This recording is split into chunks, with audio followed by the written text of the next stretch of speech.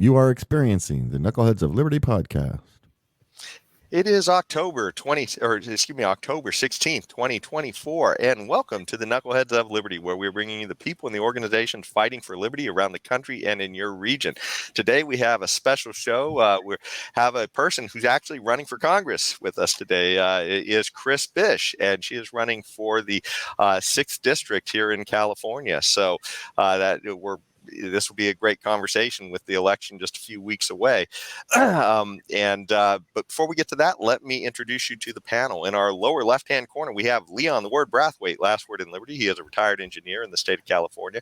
In our lower right-hand corner, we have our special guest, Chris Bish. And so we can't wait to talk to her. And my name is Jason McPhee, and I'll be your host. But before we get into anything else, we're going to talk to her about her background, the issues, and all that. But we always start with a Liberty quote of the day, and I kind of like this quote because it actually, I think this might capture maybe some of what Chris is doing a little bit. So this is a quote from Dwight D. Eisenhower. He is our 34th president of the United States and the Supreme Allied Commander during World War II. And he said, "For politics ought to be the part-time profession of every citizen who would protect the rights and privileges of free people and who would preserve what is good and fruitful in our national heritage." And what really struck me was part-time, because a lot of these people, this is something where they bounce around Congress forever. It's like their full-time job is fleecing the public as a politician. And in fact, there is another guy here who's kind of fits that bill. And that's our current president, Joe Biden.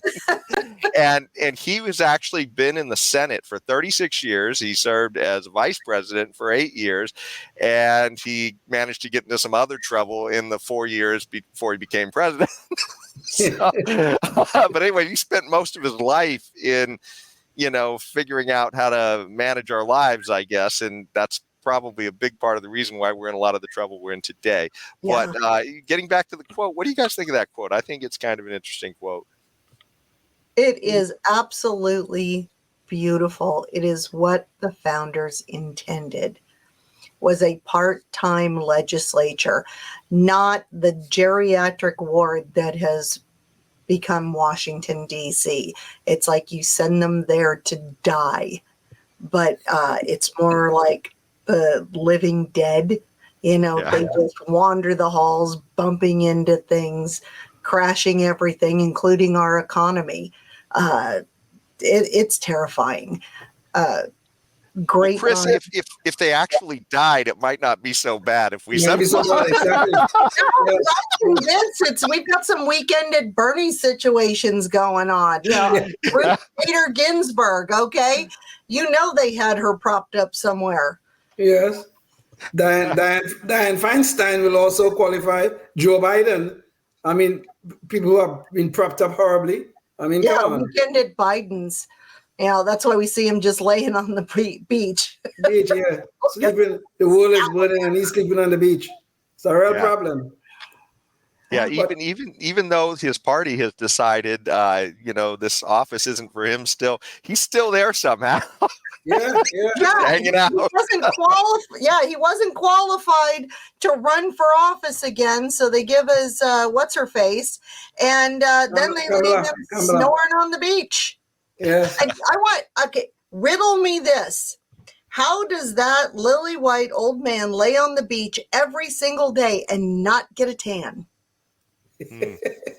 Must have some kind of a slick oil that he puts on. Yeah, Banana Boat Jack number 200. Yeah. It sucks the color out of your skin. But but this quote that you chose, Jason, it really speaks to one of the threats that we have here in America. That is the power of incumbency. I mean, if you look every election cycle, whether the Democrats have a big wave, a blue wave, or the Republicans have a big wave, at the end of the day, 90%, 93% of incumbents get reelected. And they just keep on going. They learn to enrich themselves. They learn to manage our lives. This power of incumbency is a real problem. And you know, when I first really became an adult, I never supported term limits. But over the years, I've just changed my mind. I think these people should be termed out. You know, after they maybe they serve 2 terms in the Senate and maybe 6 terms. Give them 6 terms. I 12 years each. 6 terms in the House. I think these people should be termed out. And the other thing too that should be termed out is legislation. We should have term limits for legislation and term limits for these incumbents who sit around and do nothing but find ways to manage and destroy our lives. Period. You know, at first I would have agreed with you 100%. And then I started looking at California and the term limits that we have. And what I have discovered, it does not matter who we elect to the state assembly or the state senate, because the unelected bureaucrats are running the state. And that's why California is falling faster than the country, because it's the same unelected bureaucrats. Now, I am a realtor. I have a real estate license, been doing this for more than 20 years. And every so many years, I have to take an ethics exam in order to maintain my license. So I would say, why don't we license politicians where you have to take an ethics exam? And at that point, when and we can also hold them accountable by it. You know, you have to pass the test. And then there's no excuse when you lie, because I go to jail if I lie as a realtor. Lose all kinds of money. They're completely immune. We start making them accountable, you know, not just puffery, but I mean, when they do serious stuff wrong, and we'll get into the border and some other things that they are doing that are really malfeasance. Yeah. Well, you know, it's fun because if you are a state official in California, or even a bureaucrat who does work that may have to do with policy and other things, you actually have to take an ethics course like every 2 years, I think it is, Yes. and you have to sign that disclose what your assets are and say, hey, if I have these conflicts of interest, all these penalties can happen to me. And yet somehow we see at the national level, these characters can do all kinds of insider trading and who knows what else, and they all leave richer than when they came in, except for maybe Trump. I don't know. Yes. Biden is a very good example of that. With the negative. Yeah. But Christine, to further your point, even though these term limits is problematic if we do not deal with the issue of these unelected bureaucrats, I would have no problem. I mean, I was a bureaucrat too. I worked for the state for a very long time. But I would have no problem if we put term limits on these unelected bureaucrats too. Yes, I was just about to say that. Seriously. Yes. Yeah. Well, you know what? I tell you what. Let's jump right into the discussion about Christine's campaign, and there is something related to this that I wanted to jump onto right as we get into that. So, just so people know what this is all about. So, this is James. Can you bring it up? This is Christine Bish's web page. It's bishforcongress.com, and so you can go find out more about her there. And she is running for the 6th congressional district, as we talked about. And so in case you're not familiar with where that is in the Sacramento region. It covers Rancho Cordova and Citrus Heights, and looks like maybe some of Natomas over there too. All of Natomas. So, all of Natomas. Okay. Yeah. So it's covering that area, and it's currently held by a guy named Ami Berra. And one of the reasons when you guys were talking about this, it struck me, I actually have a little video of this when you guys were talking about, how hard it is to get people out. So this is a little earlier than I wanted to play it, but so if Christine is sort of the hero of the conversation that we're talking about right now, here's Ami Berra, who's the incumbent, and let's hear him talk about how being in Congress for a while maybe helps you out. So James, our invisible hand, can you play KOL number 5? I've run some of the hardest races in 2012, turning the Republican district blue, beating Dan Lundgren. I had really hard elections in 2014 and 2016 and held on to that seat. I've made my districts safe. And now with redistricting, it's a really safe district. So there you go. Some redistricting, and it's almost like, hey, I don't even have to worry about Really? election. Well, Mr. Barra, you're not looking at the same Secretary of State numbers that I'm looking at, because I started this race with a D+7 where you had a 7-point advantage. But the Democrat voter registration in this geographic area that is now District 6 is below 43%. It's actually 42.5. And that was as of our September 6th numbers, I believe it is. And where Republicans were at 29%, independents, they're running about 5%. And it's the no party preference that's going to decide it. But we're looking at voter registration for Democrats dropping. Why? Because they can't wait to get the hell out of California either. They created this mess, and now they're leaving it for us to clean up. So I'm glad you're excited. And, I think our debate that will be airing today will paint a different picture. Because in that debate, Mr. Barra was telling me he agreed with me and that he wanted to work with me. I was a little shocked when he said he wanted to work with me on some issues because, dude, if I'm doing it, that meant you lost. It's true. He wasn't getting the whole picture. Well, Christine, it sounds like certainly Ami is the Democrat and you are running as a Republican. And so I guess, why are you running? What is it that is motivating you? I mean, obviously you said, the way the Democrats seem to be managing California is to drive everybody out. What is it, I guess, that you want to change? When I started this, I ran my first time in 2020 and actually 2019, and it was our water. Did you know in my little community of Antelope, we had 10 wells that serviced the community. 7 of those wells were closed by my water district because the contamination levels of chromium-6 and other forever chemicals was too high. But I was assured that the 3 remaining wells had acceptable levels of contamination. I don't know, 2-3 weeks later, I was diagnosed with kidney cancer.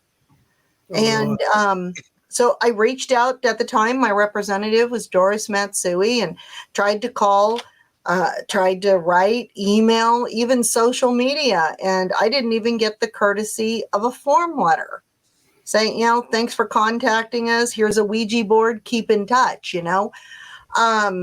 nothing. So after, I went in and I had my surgery, they removed about 1/3 of my right kidney. And I was recovering, laying in bed and taking some really good drugs, removed part of the kidney, and watching TV. And Doris came on, and she was just carrying on about how much she hated the president. I'm like, all right, whatever. And that she was going to make sure that no other legislation got through. Now I'm laying there and I'm thinking, you know what? I'm a small business owner. I don't like everybody I work with, maybe the other agent, maybe even one of my clients, but that doesn't mean I can refuse to do my job. I have a job to do. And most people, you don't get to refuse to do your job and still keep it. So I had decided that she didn't want that job. I wanted that job. And I ran against her, had no clue what I was doing, no money, no experience, no background. So it was on the job training. I performed much better than I could have possibly imagined. And then, of course, redistricting changed. And they put Doris in the lower part of Sacramento County and kept her happy and safe, and threw Ami Berra to the wolves. And so I'm not moving. I'm not shopping for a candidate to run against. Now we're shopping for a district. I believe you must represent the people where you live. Mm-hmm. And for me, in my district, in the 6th district, especially as a realtor, I know where we work, where we play, where we live, where we go to school. Where's the shopping? What are the parks like? I know this area. And as a realtor, I know it better than a lot of people. I imagine you also know how these things are changing over time too. As a Yes. realtor, you probably see a lot of that with policy and everything. Yeah, well, and it's my job. Mm-hmm. That's Yes. my job. So Christine, so if you are elected, you're running a campaign, if you are elected, what do you think you're going to bring different to the district? Accountability. It's right now, Ami Berra is unaware of how we live, the consequences of his actions. Before I was a realtor, I was in a law firm for 10 years. And I understood, just as I do now, everything I do has consequences.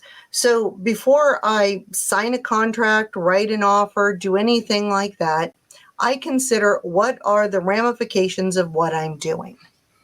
So it's about being accountable to the people that I intend to serve. And I guess that's the biggest difference. I'm not going there to lead people. I'm going there to serve my community. And it's that servant's heart is what the founding fathers intended. So if we go back to Eisenhower, when you opened up about that part-time legislature, it was to do your duty and go home. Yeah. Not go there to rot. So would you do that? Would you, if elected, would you 2, 4, 6 years, whatever, and then go home? Would you do that? Yes, absolutely. I'm not going there to die. My husband and I were talking about our retirement. I have grandkids. It's crazy. I'm now 58 years old and I'm applying for a new job. It's about going there, making the difference that I can, and coming home. And it's affecting the things, doing the things that affect our lives. And one of those things is going to be closing the border. I am passionate about that. We need to have legal immigration. I recently had an immigration lawyer in my office where he came in to talk to me about just this. What are you going to do?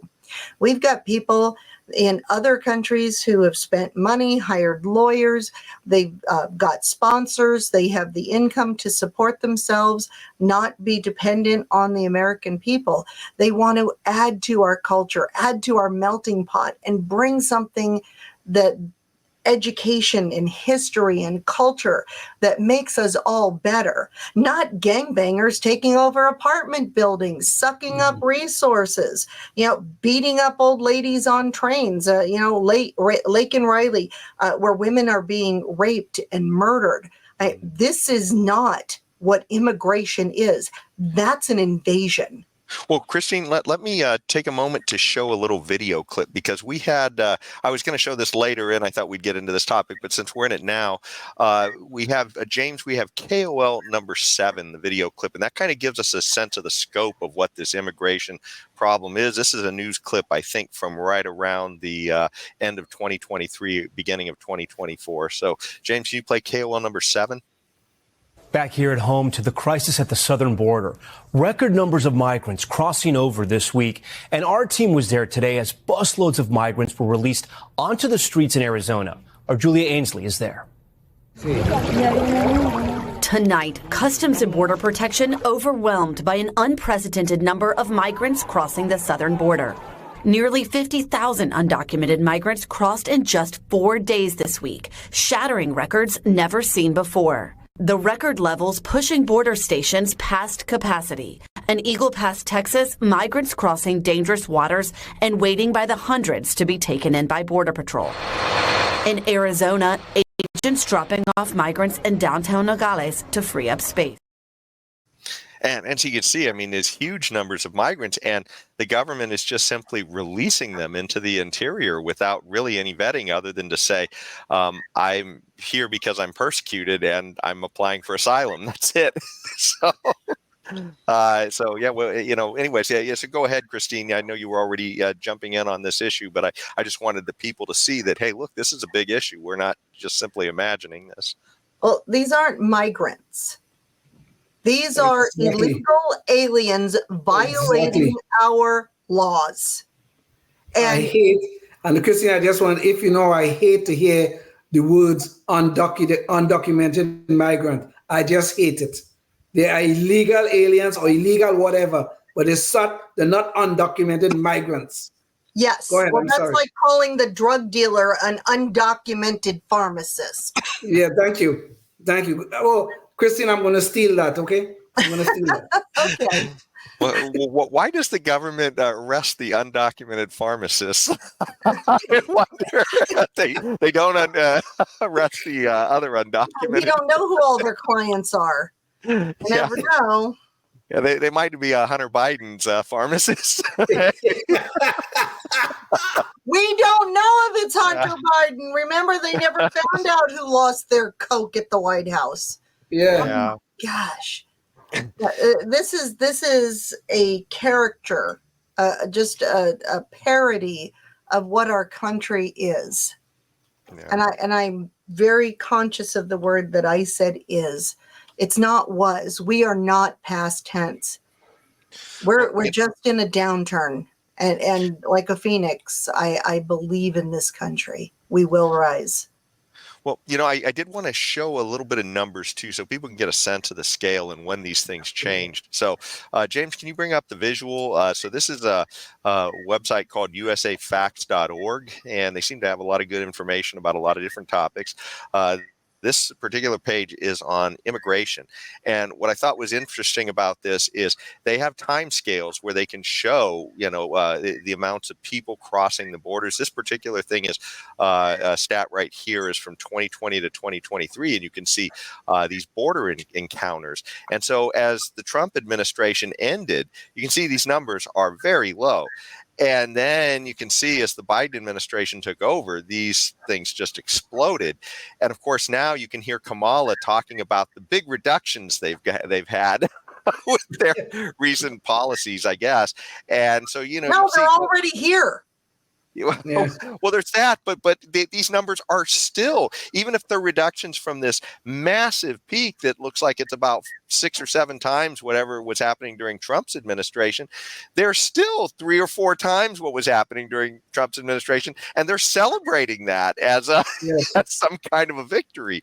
So it's pretty amazing, and there's a few other numbers here too. This is from 1980 to 2022, and this talks about apprehensions at the border over that time period. And you can see that, during these period of, sort of Obama-Trump, the numbers were pretty low until Biden takes over, and then they just skyrocket up again. So, I mean, these you'll have the media gaslighting constantly to say this isn't a problem, nothing to see here, nothing happening. But, these are the numbers, and all you have to do is just go look them up. So I just wanted to throw those out there to kind of, put some concrete on what you're talking about there, Chris. Oh, you know what? The media elites and these politicians, they're not in the grocery stores. They're not job hunting. They're not a house hunting. They're not, struggling. They live a different world. Like I said, go to any emergency room. It's like the waiting room at the UN. And it's insane. So, my son broke his foot, and we were waiting for hours and hours because these are people that don't have doctors. He was there for a real emergency. Yeah. But we're waiting behind everybody with sniffles until you actually get to triage. And I'm just going to throw something in because I can. My son is 6'2". He's like 220 pounds. He's a big, burly dude. Short hair, he's a man's man. Do you know when we got in there, they asked him if he thought he might be pregnant and needed a pregnancy test? Oh, Lord, no. And we wondered what our health care costs. I said, he looks at me, and he's, he's almost 30 years old. It's just I had to drive him there because he broke his foot. And I said, son, do it. Just do it. No, Mom, no, seriously, I don't need it. I said, no, I want to take pictures of you doing it. And because it was just absurd. Yeah. Well, it reminds me of Mr. Waltz, the vice presidential candidate with Kamala. putting tampon dispensers in the boys' bathrooms. In the boys' bathroom, exactly. Where's that? Wisconsin or Minnesota? I can't Minnesota. Yeah. I just wondered where they were going to put, where these boys were going to put the tampons. Were they going to put up their backside or something? Exactly. Seriously. Okay, I did a campaign video. My campaign decided that we weren't going to show it. And I'll have to share it with you because I couldn't keep a straight face. And we were talking about the tampons in the boys' restrooms. And they were shooting tampons because if you stuff the string out and hit it, it's like a party popper. And I'm trying to talk serious, and we've got streamers going by. And then one of them hit me, and I just couldn't hold it anymore. So the campaign, my advisor said, Chris, it wasn't even we decided against it. It was more like, Chris, please don't do that. But I thought it was awesome. We need a hidden camera, the candid camera, and let's put a box of tampons just where little boys can get it. Anywhere little boys from 6 to 12. That's the opportune age where they could do just really some despicable, funny things with it. It would be a great cameo. And the crazy thing is, boys that age aren't even going to know what the heck a tampon is. Exactly. But see the difference between the 6-year-old and the 12-year-old. The 12-year-old would dip it in gas and light it on fire before he popped it across the room. Yeah. I know boys. This is just, it's beyond the pale, some of these things we're hearing about. But, this is the problem, right? When it's government resources, I guess there's no plan that's too absurd or too ridiculous to do, which is, I can't. They're not government resources.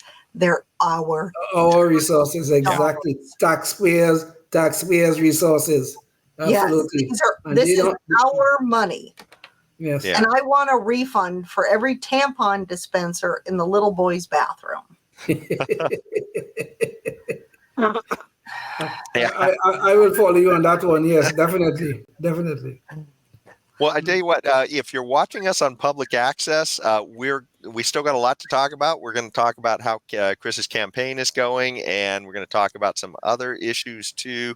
We'll be talking about potentially maybe some of Ami Bera's penchant for policing the world. Maybe we'll talk about COVID a little bit, the drug war, censorship. So we'll get into a bunch of those topics if we have time, but you're going to have to go online to catch that. So check that out, and you can find some of our other conversations out there too. It'll be fun. Yeah. So back to the show, Chris.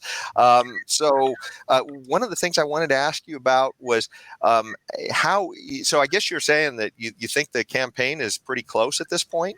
I think we're in the margin of error. But, it's not just my campaign's numbers, but we've had some outside organizations contact us, other groups that have contacted the campaign.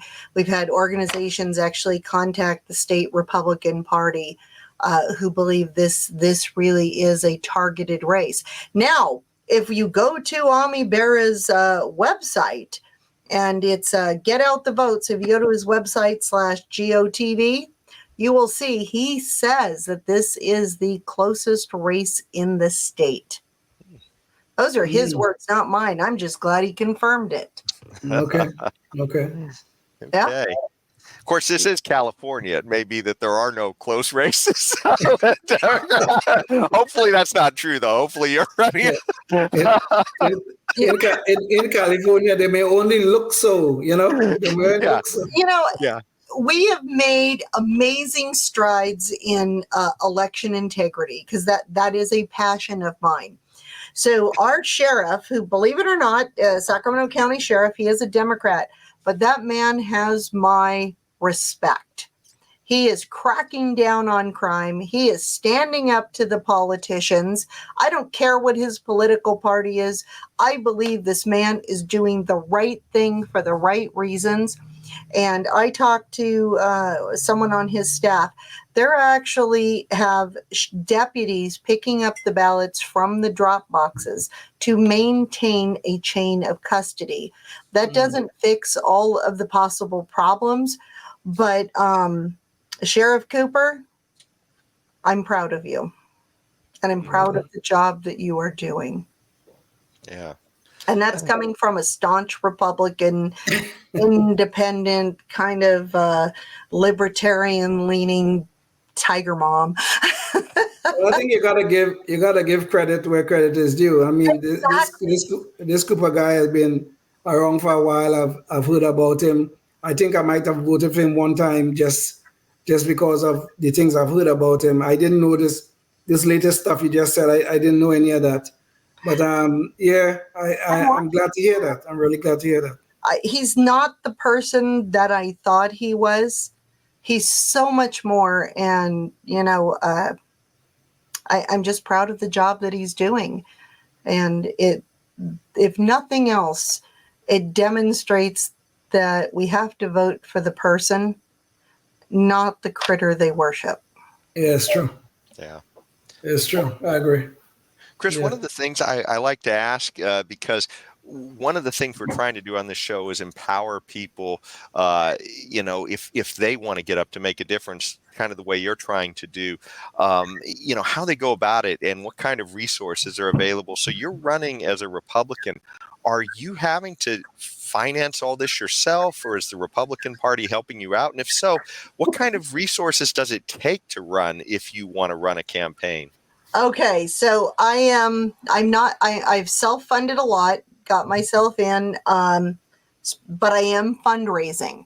I can tell you right now, short of a check mark and a flyer that they sent me, I think they got a little thing that they're pushing out, a card.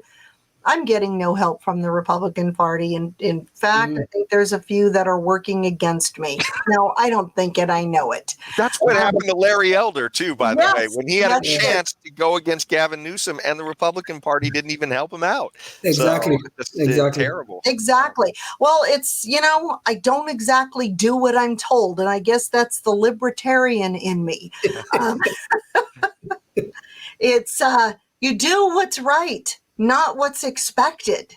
Because these are parties. It's a small group of people that are supposed to be coming together to help cultivate and bring up the best candidates. But ultimately, it's up to the people. But when they've put themselves in a position of power and think that they decide what is best, and it's not. I'm a Republican. I've been a Republican since before I could vote. And there's a whole story behind that. We won't get into it. But it's about where I guess I best identify. It's the platform and how I believe. And that's what it is.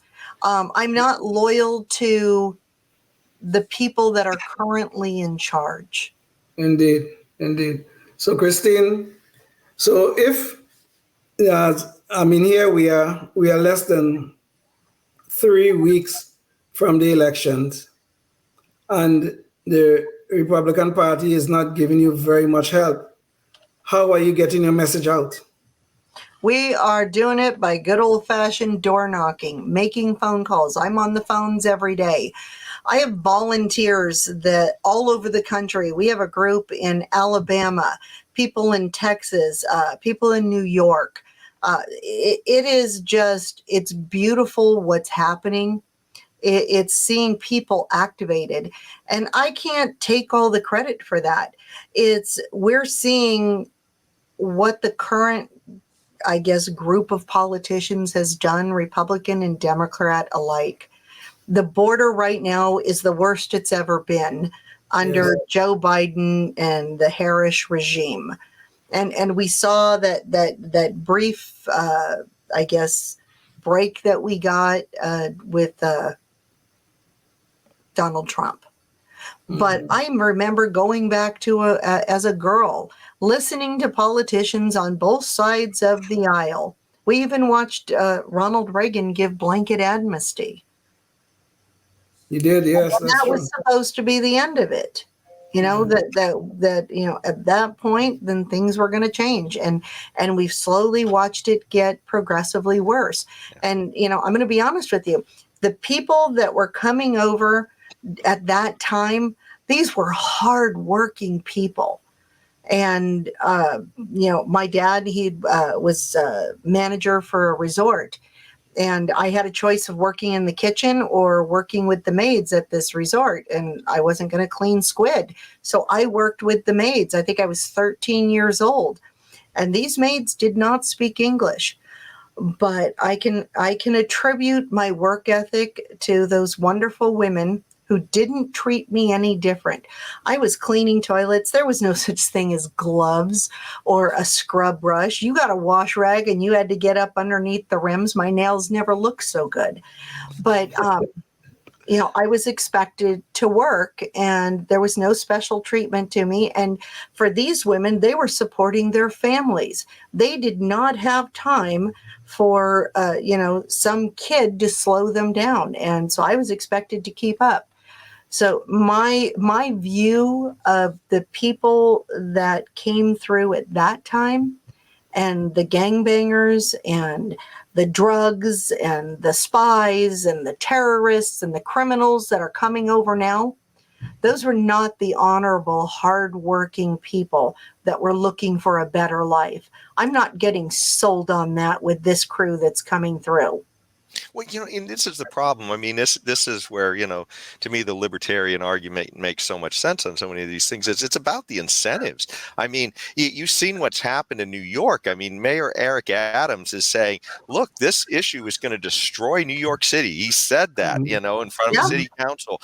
And he's not lying. I mean, you're watching that city fall apart, and he's not exactly on our side, Yeah. No, he's not. Yeah, but I mean, it's not he used to be. Not anymore. He used to be, but no longer. But I mean, that's the point. I mean, if people are just coming, like you're saying, somebody just wants to come and do a hard day's work, and it's a voluntary exchange type of thing. I think most people are sort of okay with that. But what's happening now is, especially in these Democrat, socialist-run places, is they've said, "Hey, it's free stuff," and when you start saying that, when you start, offering all kinds of incentives, I mean, there's a reason why a lot of people are heading to New York City. It's because they're offering free housing. They're handing out cards with money on them for food and other things like that. And it's just, so the people are headed there, and but it's not free. This Exactly. is Not our free. We pay for money. it. These We are pay for it, our exactly. tax dollars. And the people that are giving it away are nothing short of thieves. Yeah. Yeah. And Jason, I know you and I have a little difference on this, but I have to say this, okay? Go ahead. There is no way you can have these open borders. No way, because politicians will always find ways to incentivize these people to come here and stay here. And usually when they're incentivizing people, they're going to incentivize them with our tax dollars. There is no way this can work. It can never work. This is what Milton Friedman said. He said, look, you can have you shouldn't have a welfare state, but if you do have a welfare state, you can't have open borders. I mean, that's what he said, I mean, so he says you can sort of have your welfare state or open borders, but you can't have both. Right. So, and that's what he was saying. And it's bearing out. I mean, Milton Friedman has been right on a lot of things, and he's proving right on this issue again, too. Agreed. Yeah. Agreed. I agree with that. I love my country. I love the melting pot. I'm a Heinz 57, Italian, Irish, Jewish heritage, French, German, Scottish, and the United Nations. The United Nations. But think about that wonderful blending of culture that made me the unique individual that I am. And all of us here have that shared history that we are unique. And it is the pioneering spirit that brought those people here. Now I think about my ancestors, from the Italian ones that got in all kinds of trouble to the noble ones who fought in the American Revolution. They came here without being able to speak the language, usually broke as could be, with no safety net, yet they risked their lives to be here for the hope of who I might be. Not even knowing who I am, but they wanted a better future for not just themselves, but for their children and their grandchildren. And what an amazing legacy that we all are, and that our country is. You know, think about it.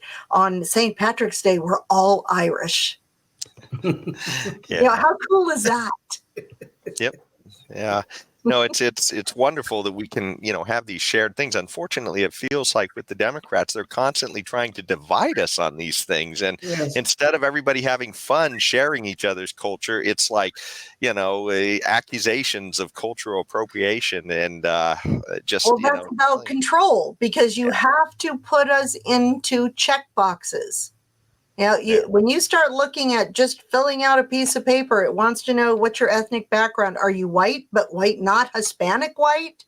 Yeah. You know, black, Asian, Pacific Asian, and they get you into that box. Then are you a man, a woman, or other? Yeah. You know, the alphabet people, Yes.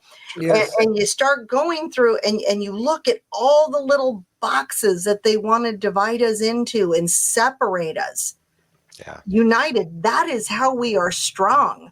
You know, they're deliberately destroying our military by dividing us into small groups and doing things to separate us. Together, we're amazing. Yeah.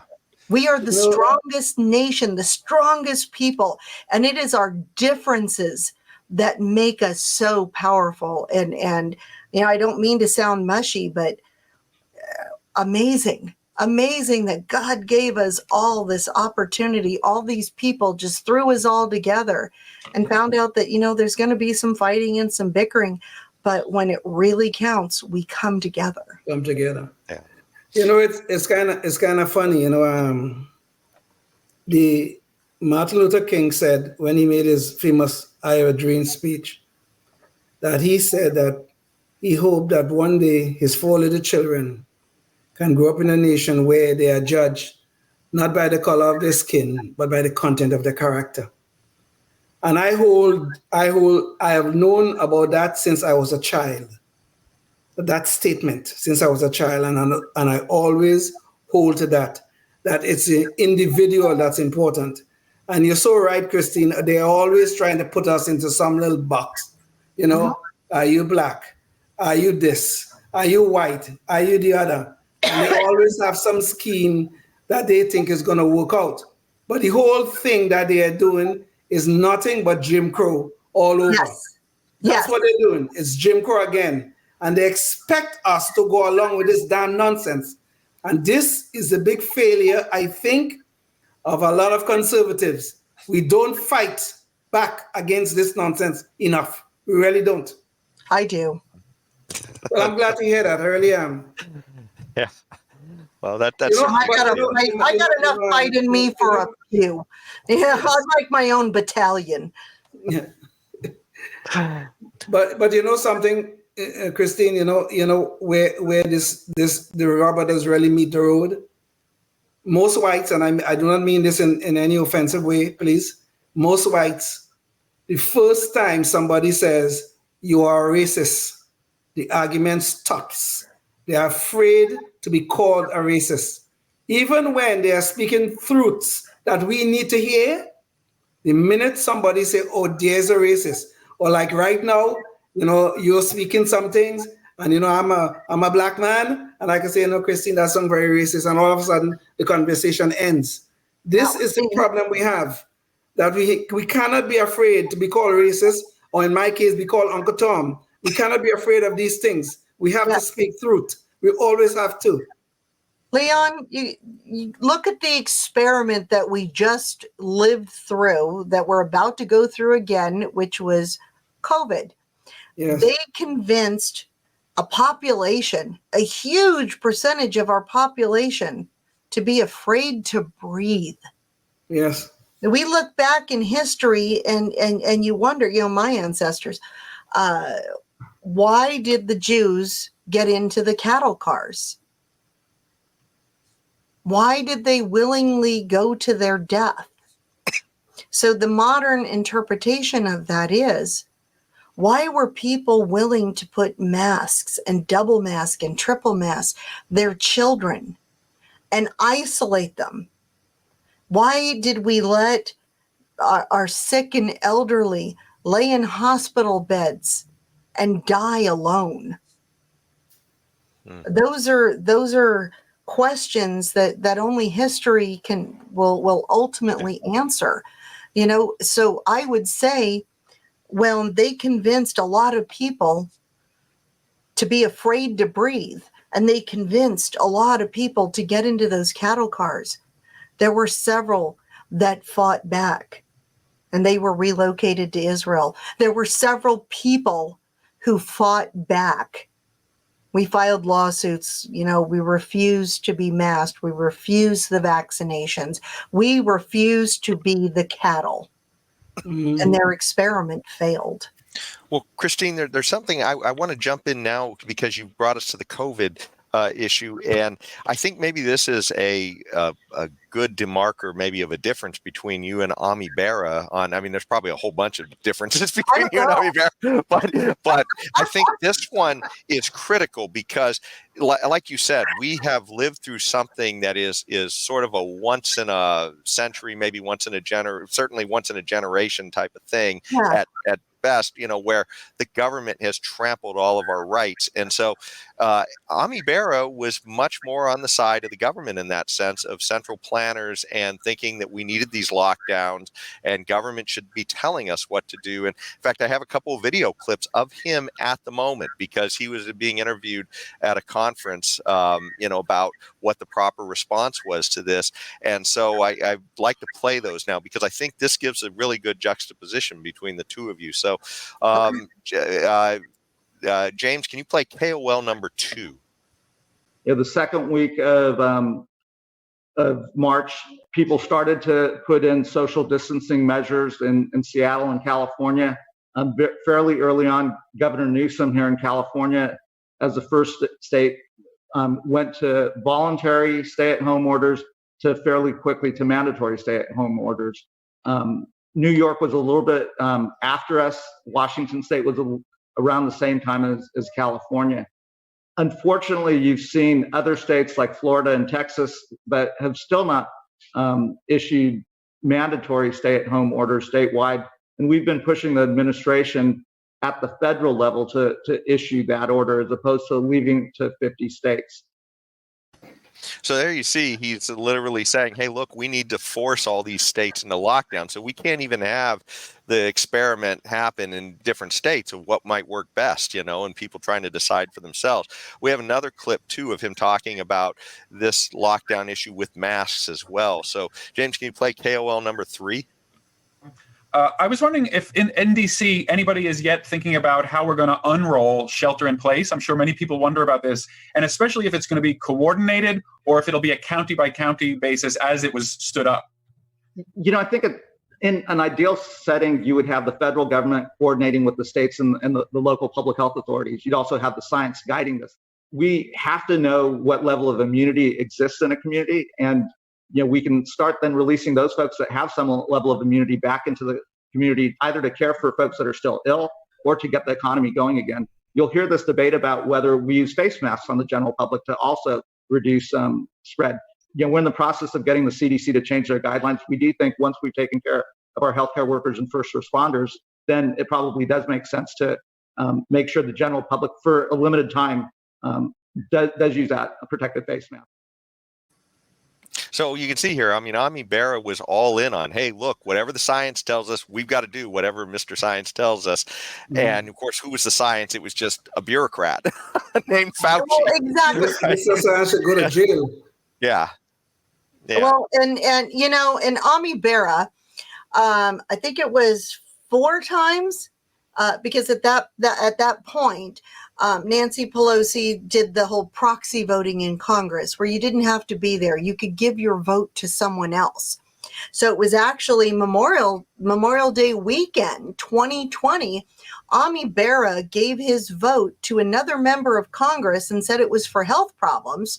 But then We've got photographs of him. He showed up at a Memorial Day event, Citrus Heights Sylvan Cemetery. He's out there in a Tommy Bahama shirt and topsiders, no mask. We got a bunch of old, some of those were a couple of World War II vets. He wasn't worried about infecting them. And then, we picked up another picture of him at a George Floyd rally, and he's taken a knee to defund the police. At that time, how disrespectful! He's wearing a flag printed mask, and he's down on one knee. So that's one problem. The next problem with Mr. Barra is he is well aware that the mask, the blue mask, those cloth masks, all of that, those only work with particles. They do not protect you from viruses. And those crazy masks they make you wear, it's only good if you spit when you talk or you're sneezing, because if you put on the bottom, it doesn't stop viruses. Yeah. So this whole thing was a sham about, can we trick you into being afraid to breathe? And I can tell you right now, I do have the photographs, because I was there and I didn't have a mask on, and neither did Ami Berra. Yeah. And this is the crazy thing too. I mean, we like to show this one meme. Unfortunately, I didn't have it for this show because I wasn't thinking we were going to go there. But some of the things they told us to do on COVID were absolutely insane. Like at the airport, forcing everybody to stand 6 feet apart and wear masks. And then once you got on the airplane, you were sitting shoulder to shoulder with the person. I mean, this is just insanity, right? Just follow the rules, don't question, and follow the arrows through the grocery store, and that will keep you safe. That is the experiment. How far can we push people? Can we get them to willingly get into the cattle cars? And luckily, a lot of us stood up. In fact, I sued Governor Newsom over his violation of our First and 14th Amendment rights. And that went all the way up to the point where he finally lifted the emergency order. That was after he came from the French Laundry. Yes. And like I said, Barra showing up in Memorial Day weekend 2020 said he couldn't be there for health reasons, but he's running around in topsiders and a Tommy Bahama. Or going down to protest the police. I know exactly who he is. Yeah. He is one of those people that he's just an elitist. Yeah. And certainly we saw this too, which was one of the most ridiculous things where, and we showed this on another show. I wish I'd brought this clip too, but essentially where many people in even the medical community and science type minded people, people wearing white lab coats, were telling us that, you had to shelter in place. You had to take the vaccine. You had to wear a mask. But if you're going out to protest for George Floyd, that's okay then. You can be next to everybody. Exactly. Like somehow that, they can make these judgments that, they're the planners. They can decide what, the science they says. denied my permit to campaign. I was trying to hold a campaign rally at the Capitol is what I was trying to do. And it eventually turned into all those protests that we had in downtown Sacramento over the lockdowns. And it wasn't about trying to keep people social distance. It was about control. When you start locking people out of church, telling them they cannot worship, but you can go to a dispensary or a strip club, then something's not right. Yeah. But the whole thing, though, this was the whole thing. Government had ordained themselves as the arbiter of what was essential and what was not. So they were picking that these businesses can stay open, that business must close. All the big stores like Walmart and Walgreens and all of them, they stayed open. But the little mom and pop type down the street, they closed down. Some of them are gone. We had a nice restaurant not too far from here. A restaurant. They're gone. They're out of business. They're never coming back. We have very nice restaurants. We used to go there all the time. And then what they Well, tried to Leon, tell they us, weren't essential. This is the problem. they weren't essential. But then what they did was they tried to sell us under a different word, but they tried to sell us reparations.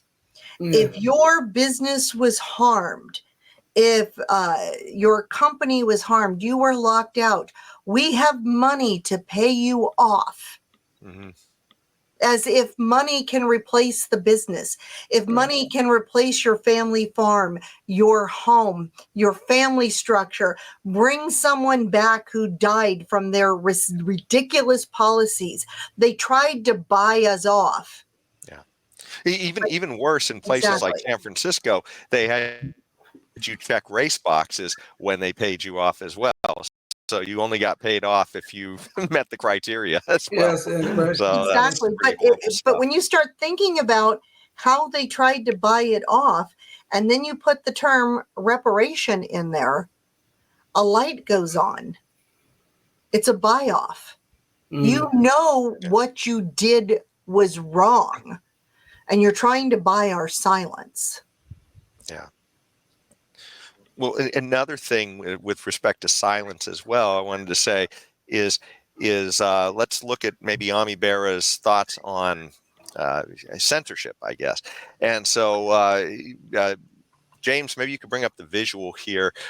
So one of the things we found out during COVID is that the government was trying to shut people down. You know, if you had different views on COVID than whatever the consensus, you know, of the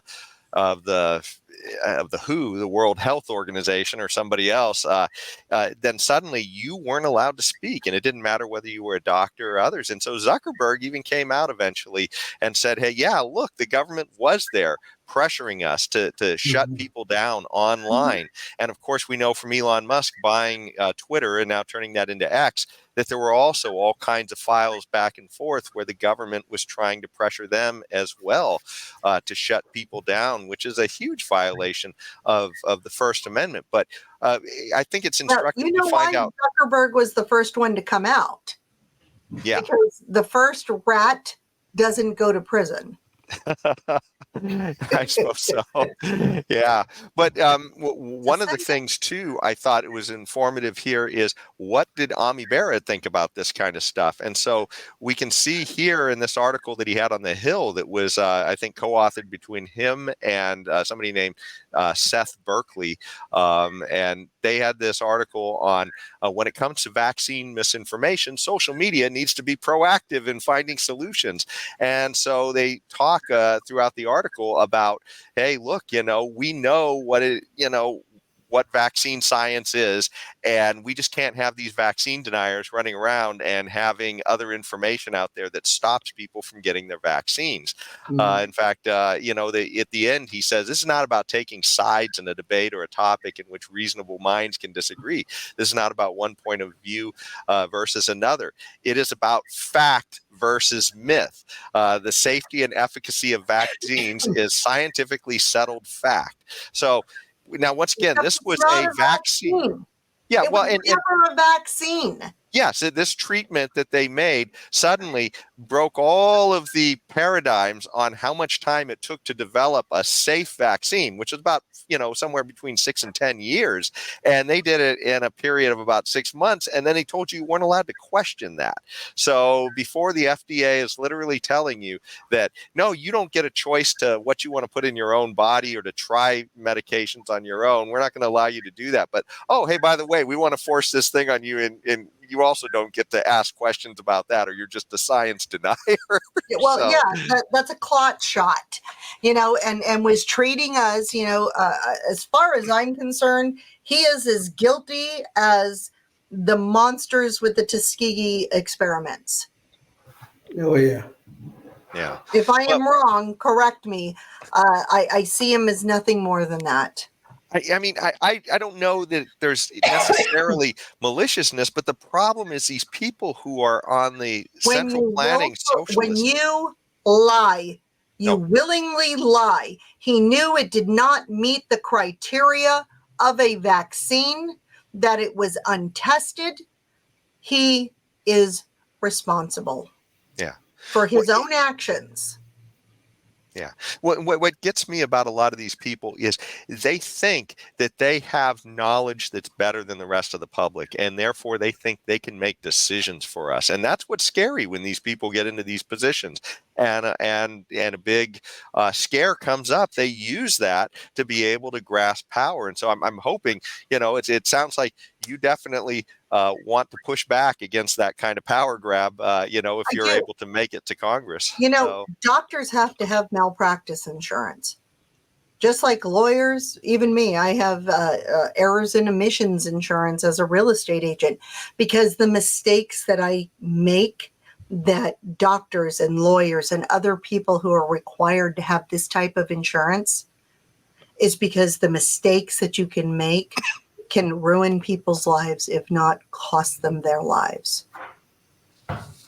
Now, if we were to say that politicians had to have this same kind of insurance in case they make mistakes, boy, you would see a whole different electorate. People who are elected in. Yeah, especially if the insurance companies are making the decisions on what these clowns say and do.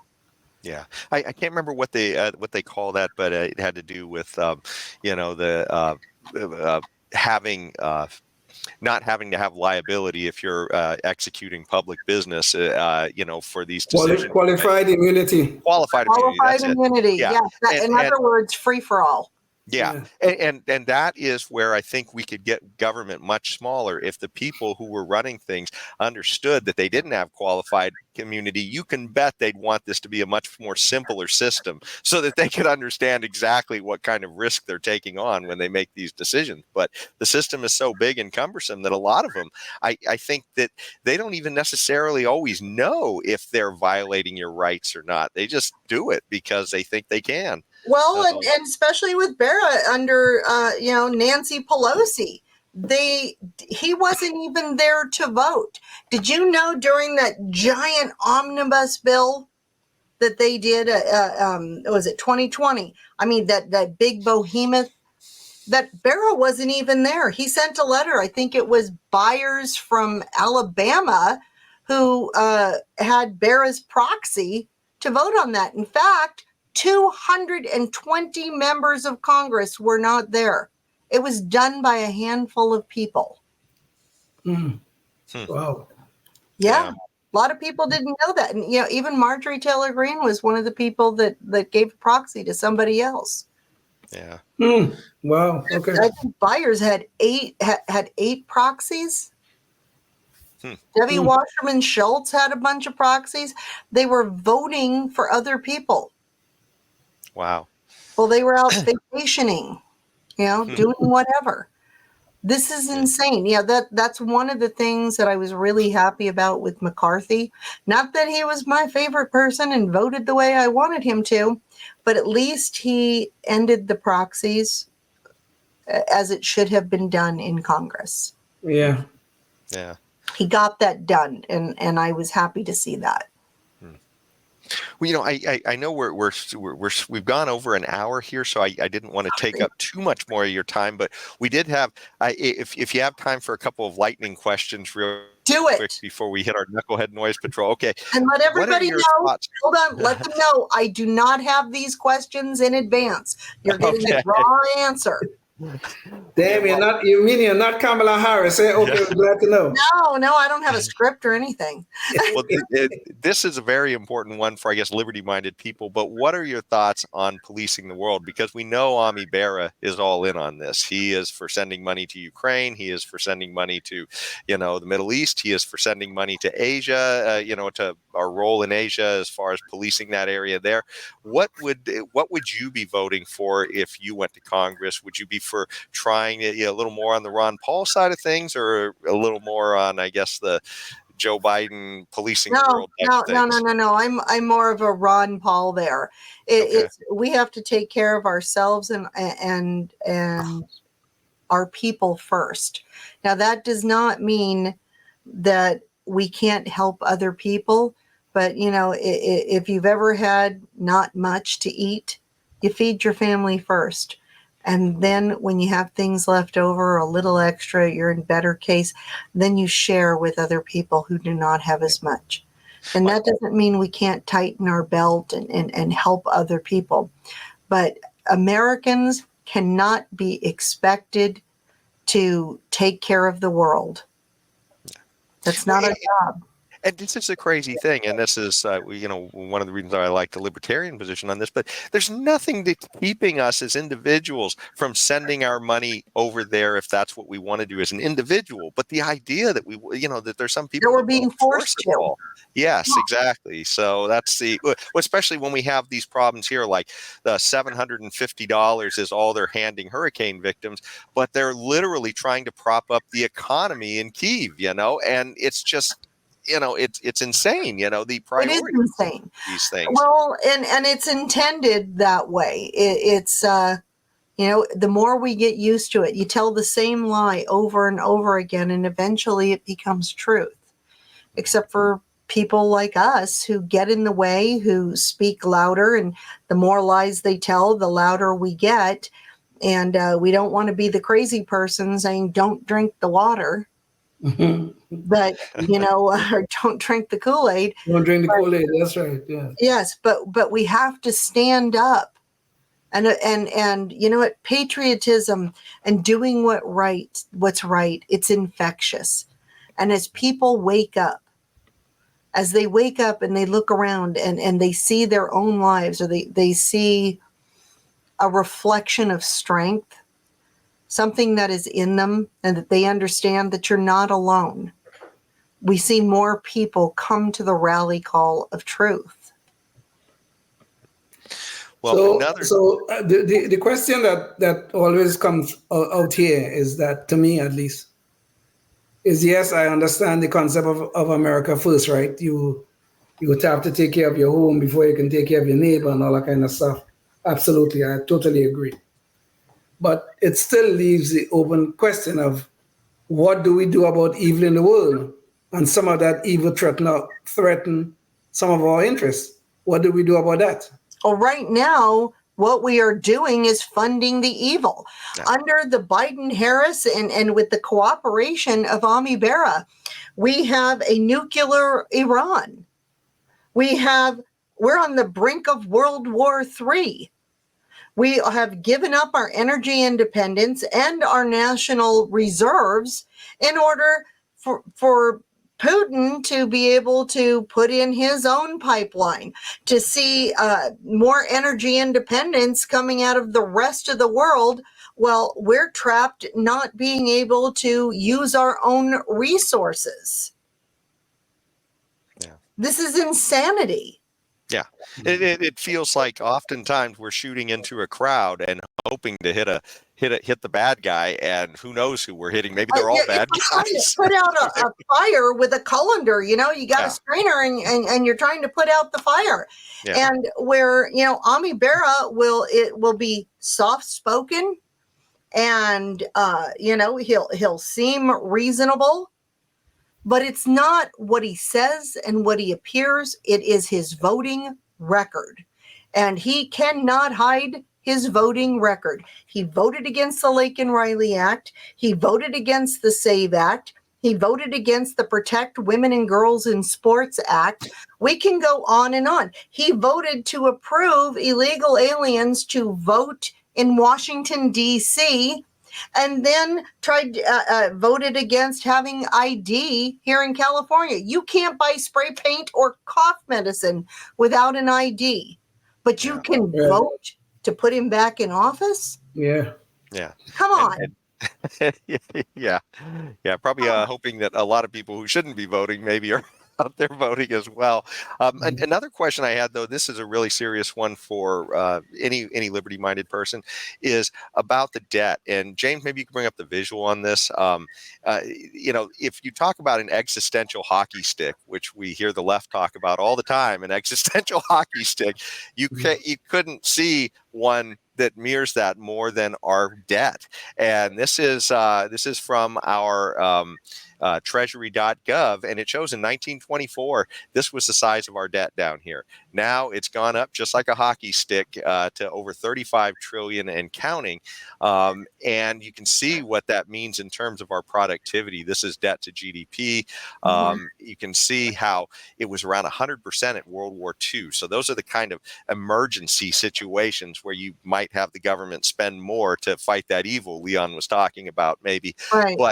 But here we are now, and what do we have to show for it? And our CBO says we're heading off into the stratosphere here. So, and of course, there's the debt clock here. And gosh, I don't know what that cover was. Oh, well, I don't know what that thing was. I thought I had the debt clock there, but anyways, it shows that every citizen owes in the neighborhood of like, $150,000, $200,000 in debt. If we were actually going to force everybody to pay their part of the national debt. So, what would you do? Well, what's your idea when you get to Congress? How are you going to try to at least make sure that this thing doesn't get any worse? If not, okay, so one thing, and I'm going to get pushback on it, is China created a lot of this recent debt, putting it, the COVID lockdowns and how Biden handled it, even how Trump started out.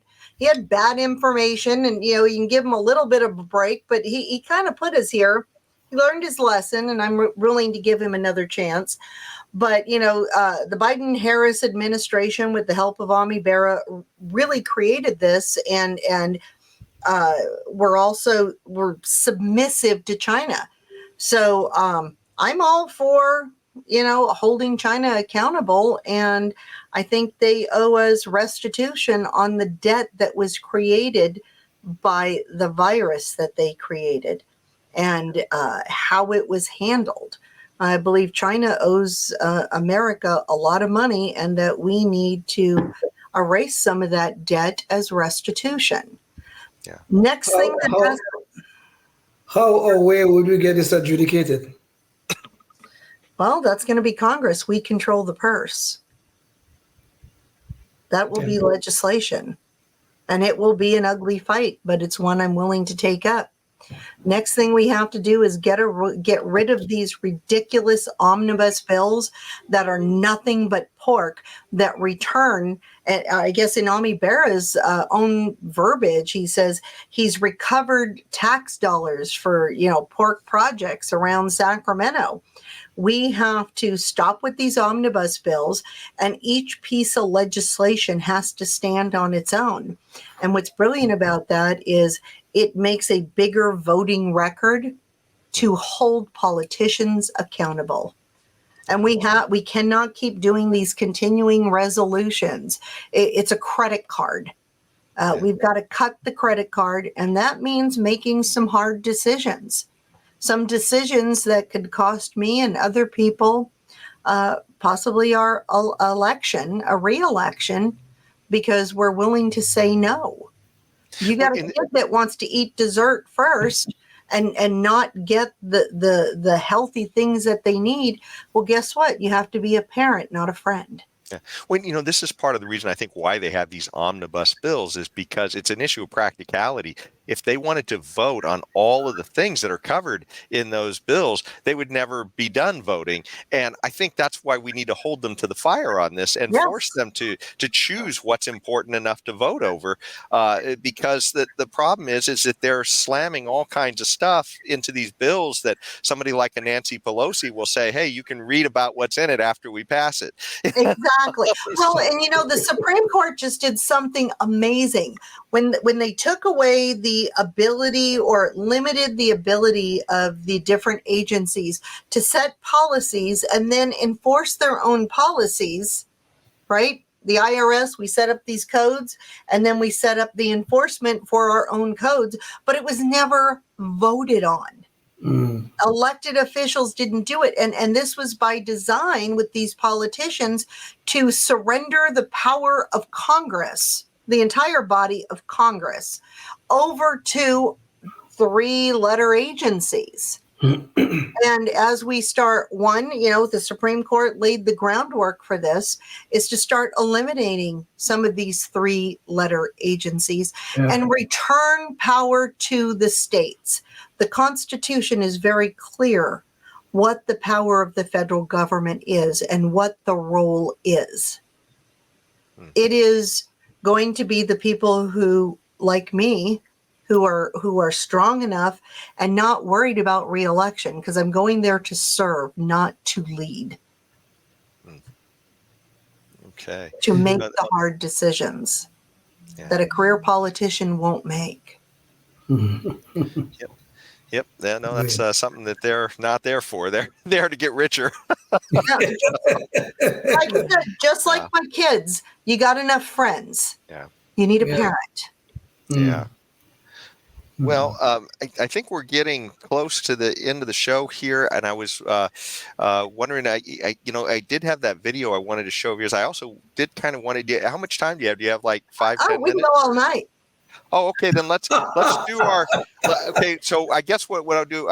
Let's show our Knucklehead Noise Patrol. We'll do that, and we can. We get a good laugh out of that. And then I guess I'd like to end on the video that we have of Christine Bish, and that will really give you a good sense of who Christine is and one of the other reasons why she's really doing what she's doing here and stuff. Yes.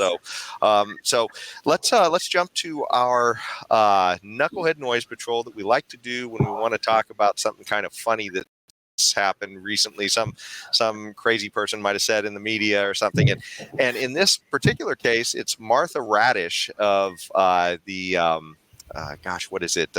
This week on ABC. So she was interviewing J.D. Vance, the vice presidential contender, and it got to talking about some of the issues of immigration that we've been talking about. And one of those issues was an issue with gosh, can't get this stupid ad off of here. But one of the issues had to do with these migrant gangs that had come in this border flood under Biden, and that they'd actually taken over a apartment complex in Colorado. In fact, there may have even been more than one.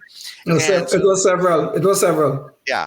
So anyway, so that's what was being covered, and it's really instructive to see how this interview went, because it shows a lot of problems that we have with the media. So, James, can we play KNP number 1? This shows the Republican mayor of the city said flatly the city and state have not been taken over or invaded or occupied by migrant gangs. So do you support Donald Trump making those claims that the Republican mayor says were grossly exaggerated and have hurt the city's identity and sense of safety? I understand what you're saying, that some people left behind, but he's making these statements that the mayor is flat out disputing. Well, Martha, you just said the mayor said they were exaggerated. Grossly exaggerated. That means there's got to be some element of truth here. And of course, President Trump was actually in Aurora, Colorado, talking to people on the ground. And what we're hearing, of course, Martha, is that people are terrified by what has happened with some of these Venezuelan gangs. Senator Vance, I'm going to stop you because I know exactly what happened. Martha. I'm going to stop you. The incidents were limited to a handful of apartment complexes, and the mayor said our dedicated police officers have acted on those concerns. A handful of problems. So there you have it, Martha Radish. You should have played J.D. Vance. Well, we are going to play that, Lee. So we have a second piece. I just couldn't play the whole thing because it'd be too long at once. But there you have her saying that, hey, look, this is why are you worried about it? This is just a few complexes. What's the problem? So J.D. Vance's response is classic. So maybe James, can you play KNP number 2? Only, Martha, do you hear yourself? Only a handful of apartment complexes in America were taken over by Venezuelan gangs, and Donald Trump is the problem and not Kamala Harris's open border. Americans are so fed up with what's going on, and they have every right to be. And I really find this exchange, Martha, sort of interesting, because you seem to be more focused with nitpicking everything that Donald Trump has said, rather than acknowledging that apartment complexes in the United States of America are being taken over by violent gangs. I worry so much more about that problem than anything else here. We've got to get American communities in a safe space again. And unfortunately, when you let people in by the millions, most of whom are unvetted, most of whom you don't know who they really are, you're going to have problems like this. Kamala Harris, 94 executive orders that undid Donald Trump's successful border policies. We knew this stuff would happen. They bragged about opening the border, and now we have the consequences, and we're living with it. We can do so much better, but frankly, we're not going to do better, Martha, unless Donald Trump calls this stuff out. I'm glad that he did. Okay, let's just end that with they did not invade or take over the city, as Donald Trump said. I want to move on to just a few apartment complexes, no big deal. A few apartment complexes. Just a few apartment complexes, but I think got to break a couple of eggs to make an omelet.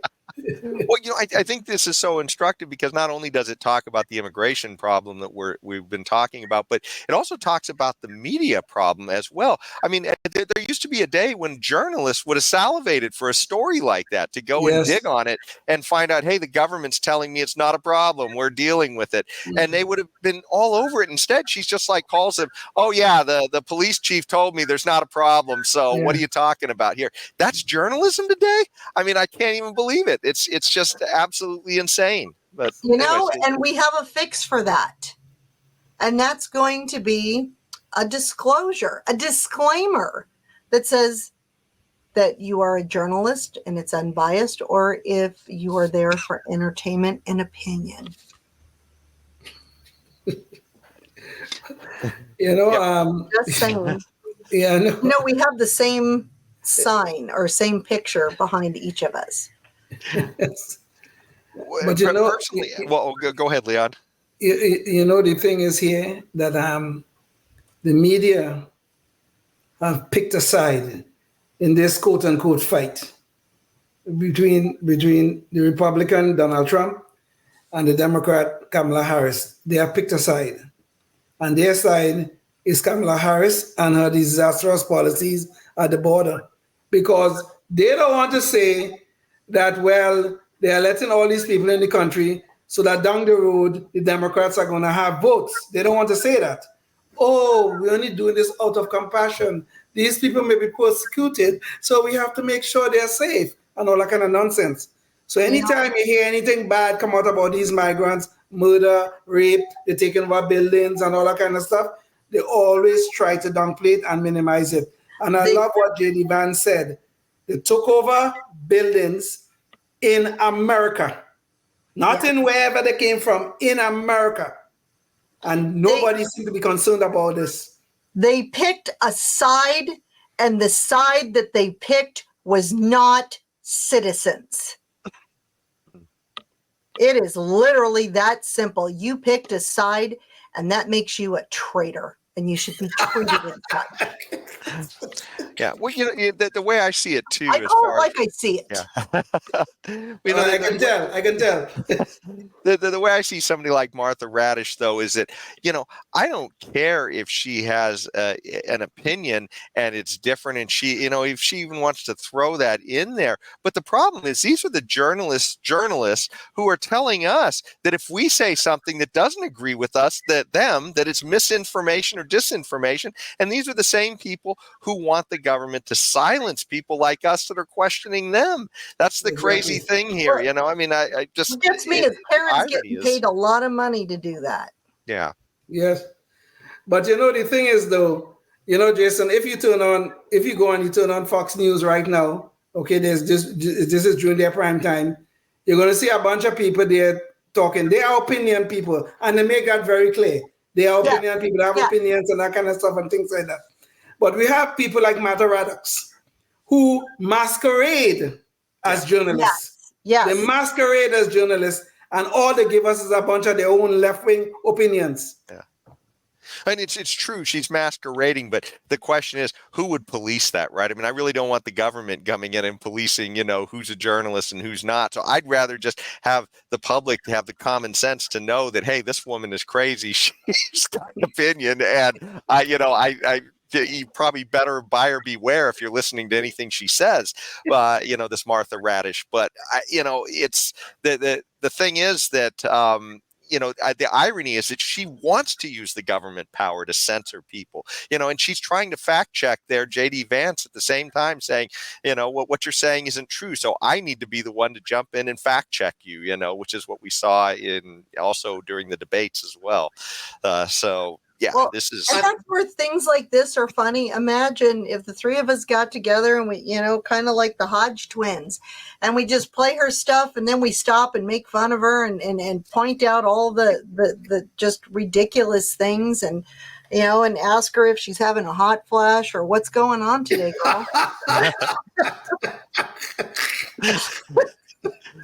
Yeah, I don't want her to have her finger on a button. Yeah, not when you got hormone things going on. Well, you certainly know she's got some TDS going on anyway. Oh, definitely. Oh, that's aggravated by the hot flash. Oh, yes. Well, I'm 58 years old, so I know what she's got going on. But come on, girlfriend, you gotta, get some Midol, something. Yeah. Get her one of those hot flashes. Yeah, keep the hot flashes. They keep the hot flashes out of the news flashes.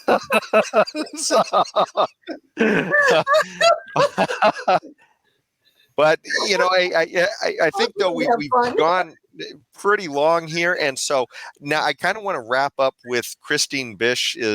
She has a campaign video that kind of shows, and we edited it down a little bit because it was about 4 minutes. We brought it down to about 3, but it really gives you a sense of also, in her words, why she's running. And we certainly heard her talk a lot about it here, but I think there's also a very personal aspect that she talks about that in there. And so I think it's worth playing that as well. So James, can you play clip KOL1?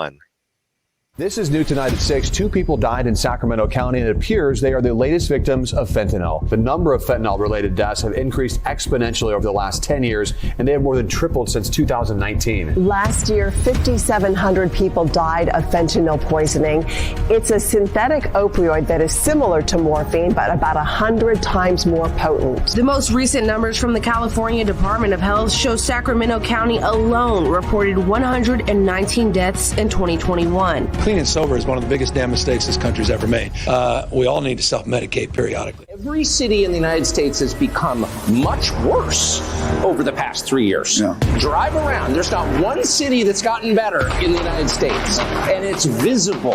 Our economy has degraded. The suicide rate has jumped. Public filth and disorder and crime have exponentially increased. Where's the concern for the United States in that? Well, it's not my concern. It's not my concern. It's not my concern. It's not my concern. May 13th, 2022. That was the day my world came crashing down. My daughter, Kara, died from her fentanyl addiction. She was prescribed painkillers from a previous injury and taking them for almost a year. After the hospital cut her off, she started purchasing them through a dealer. While she thought she was buying Percocet, she was actually buying fentanyl. And despite countless times to get clean, fentanyl was too easy to get, and she was too easy a customer. If you know anything about addiction, you know how quickly someone can relapse, especially when dealers can effortlessly buy, transport, and sell drugs to children with little consequences. My name is Christine Bish. I'm a mom, a small business owner, and I'm a Republican running for California's 6th Congressional District. We've seen the videos of men crossing our nation's border with the latest iPhone and brand new backpacks. I know what's in those backpacks. It's the poison that killed my daughter. Joe Biden won't even acknowledge his own son's addiction. I'm sick of politicians who don't care about you and me, who don't care about my daughter and the thousands of other families that have suffered at the hands of Democrats pushing a socialist agenda. This is not about freedom or personal choice. The goal here is compliance. We've been patient, but our patience is wearing thin. Are you considering the consequences of who you elect to represent you? Because I do. I've dealt with unfair taxes, rising inflation, high crime, and the growing homelessness crisis. It's time to restore Second Amendment freedoms, dissolve sanctuary cities, and end the catch and release in our justice system. Sacramento, I'm ready to fight for you, for our families, for Kara.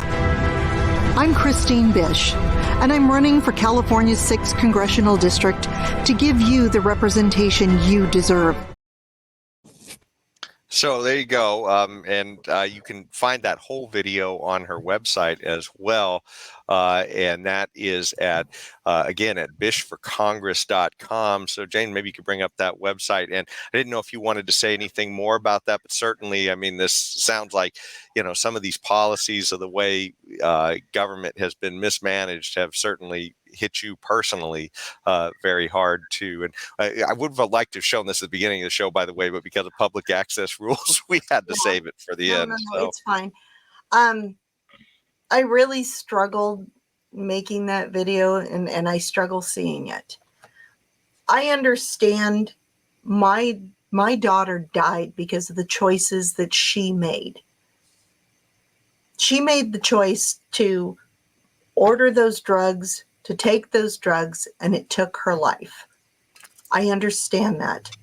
But the politicians made it easy for the drugs to be here, made them very accessible, and made them cheap. There is accountability. Now, Kara paid the ultimate price, and so did her children, because I'm in the process of adopting my grandson because of the choices she made. But they also made it easy for her to do it. Now, where Kara, she has to not accept them. She's not here anymore. I have to accept that she made the choices she made. But there are so many other people who didn't choose this. Children, who first responders who are around it. Not our population. This is being forced on us. And it's being forced on us by the politicians who will use excuses. Ami Bera used the excuse for the open border that it was for the children, that the unaccompanied minors were coming across the border and we had to help them. Now, when it comes to children, Americans, we are the kindest, most generous, loving people on this planet. And how can you not want to help a child? But the truth is that coyotes and government sent those children here as a distraction to distract our border agents while they traffic drugs at other parts of the border. And now we know that more than 320,000 of those children are missing. And we don't know where they are, but we know they've gone into sex trades. These are slaves for the ones that are still alive. And politicians like Ami Bera have to accept the responsibility of their actions. He went down to protest the Remain in Mexico policy, so this would happen. And he may not have considered the consequences, but ignorance is not a defense. Yeah. Well, it certainly feels like anything that the government manages, whether it's a drug war, a border, or whatever, boy, they seem to do a terrible job no matter what. Well, that's because they profit from it. Somebody profits from this. Yeah. And that's where I come in, because I am an investigator. I'm not doing this job. It's not to get rich, not to be away from my family, to leave my home, to leave my husband, my grandchildren that I love desperately. It's because I want them to have a life, to have freedom, to be able to grow up unafraid of their government. Yes. Yes. That is the goal. That is my mission. And that is the legacy, if anything, because Kara's death had no honor. Mm. And, it changed from when I originally got into this because of my cancer. Well, I've beat that. Now my legacy is to see my grandchildren have a version of the world that I grew up in. Mm. Mm. Christine, this issue of losing a child, I'm sure it's a very terrible one. I have a sibling who have also lost a child. But I just want to say that I'm really sorry to hear about your daughter. Please accept my condolences. I'm really sorry. Thank you. Yeah. No, it's you know, and you can certainly see why this race and doing things to try and make a difference means so much to you. So, certainly, we, certainly behind, I guess, your motivation for doing all this. Indeed. She was beautiful. She made mistakes. She was flawed. We're all flawed. But it shouldn't have cost her life. Yes. Yeah. Yes. Yeah. Well, so Christine, I guess, is this, one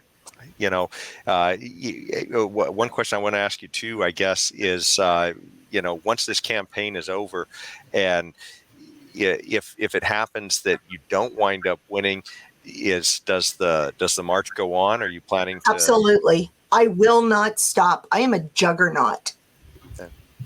Yeah. Yeah. And every time, I'm in sales as well. No just means try harder. Yeah. Fair enough. Well, Fair enough.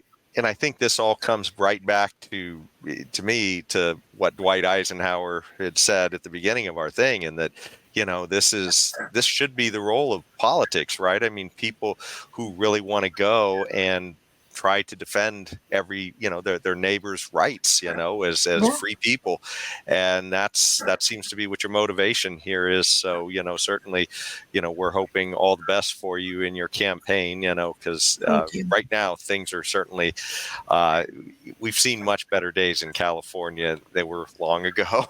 Yes. We've become so desperate. And now what we're seeing is the desperate call for freedom. And that was the birth of our nation, was that desperate call for freedom and that personal loss and sacrifice. I guess it's part of being an American. We rise from the ashes. Indeed. Yeah. Yes, indeed. Just how I see it. Well, no, I agree. I totally agree. Yeah.